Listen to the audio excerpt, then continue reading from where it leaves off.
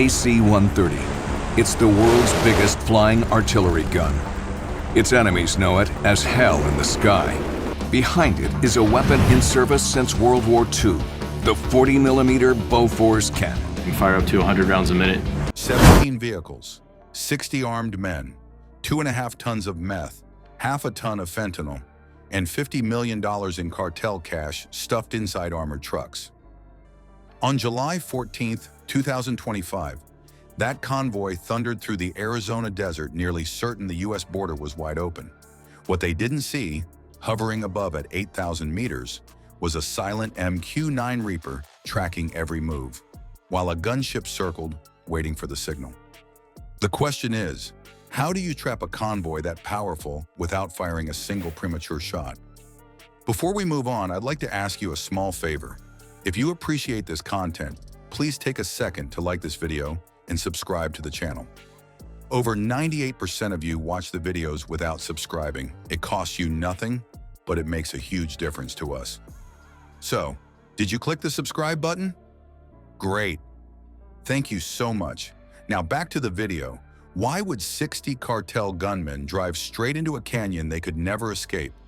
To the men behind the wheel, the route looked like a shortcut, a clean passage through remote hills with no checkpoints and no patrols.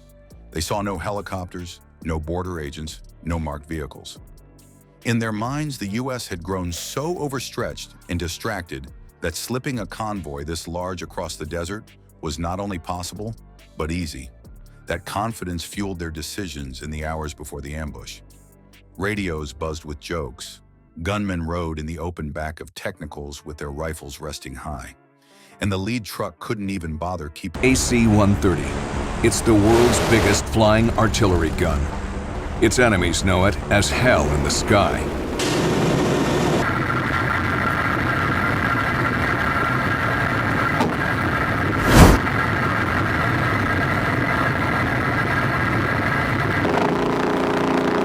From the 350 round burst, it's just 12 seconds of a fireball coming out the side of the aircraft. Is pretty impressive. Keeping movement tight. They were convinced they owned the road. But years of carefully built intelligence had already erased their margin for error. Above them, the dull hum of engines went unheard. High in the thin night air, an MQ-9 Reaper maintained a steady track. From 8,000 meters, clouds of dust and the glow of engines lit up sensors that didn't blink or tire.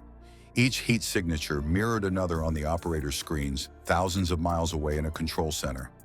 Every tire rotation, every pause at a waypoint marked a breadcrumb.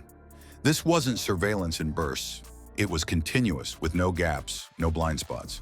The convoy believed darkness gave them cover, yet every second only tightened a thread, binding them to the kill zone. Orbiting nearby was a platform the gunmen could not imagine. The AC-130J Ghost Rider circled tight, its weapons quiet, its fire control systems locked but waiting. Inside, crew watched their screens display every angle of the canyon they had rehearsed dozens of times. 30mm cannons hung ready, designed to chew through vehicles in seconds. The 105mm howitzer loomed, capable of leveling entire positions with one round. Yet the gunners sat still, breathing slowly, because their orders were precise: hold until signaled. One misstep and the mission risked exposure too early. Patience was the weapon as much as steel and explosive. On the ground, patience took a harder form. Near the canyon, teams had already melted into the ridgelines. SEAL Team 6 operators in desert camouflage lay prone beneath sparse mesquite bushes. Their thermal profiles masked with cooling gear, they became shapes of rock and shadow. Rifles covered the mouth of the route, overwatch positions. So the guns are obviously what make the gunship the gunship. We have 3 side-firing weapons.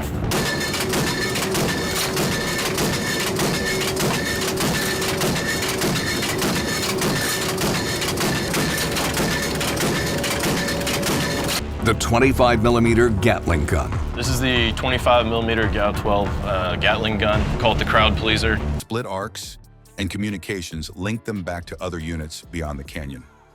If even one cartel gunman tried to turn sharp out of line, he would find himself in a crosshair before he understood he wasn't alone.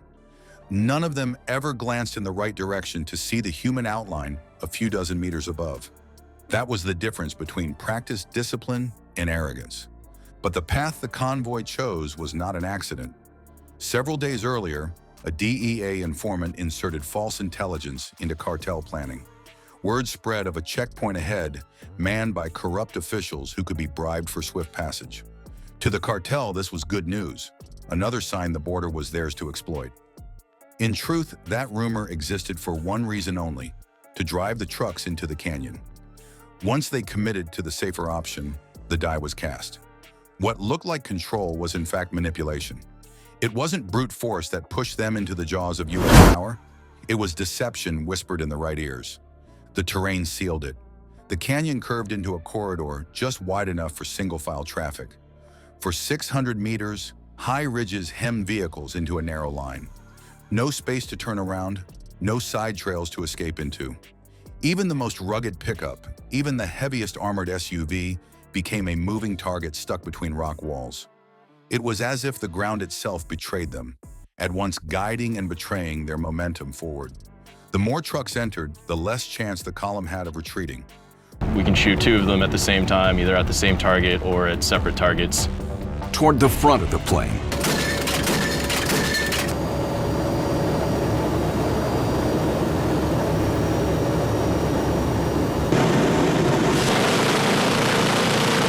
behind it is a weapon in service since World War II, the 40mm Bofors cannon. We fire up to 100 rounds a minute. What looked like the safest route became a funnel designed with precision. And so, with each rumbling engine, every choice they made appeared like careful planning. Yet it was exactly the opposite. Intelligence mapped it, terrain sealed it, and patience sharpened it. The high ground watched silently. The Reaper streamed live coordinates. The Ghost Rider waited with restraint. The cartel thought they were pressing deeper into safety, but their steps were only carrying them into inevitability. Once the last vehicle crawled past the invisible line, the equation changed. From that instant, superiority in weapons and precision meant that sheer numbers no longer mattered. The canyon ambush wasn't about unleashing the biggest guns. It showed how mapping terrain, feeding live data, and shaping cartel decisions could become weapons on their own. When 60 armed men were reduced to silence in under 30 minutes, it underscored a larger shift. Firepower finished the fight, but intelligence created the battle. Now ask yourself, if this level of coordination can dismantle a convoy so fast, what happens when cartels deploy their own drones, encrypted comms, or advanced sensors? Precision wrapped up that night, but endurance, technology, and adaptability will determine who actually commands the border tomorrow.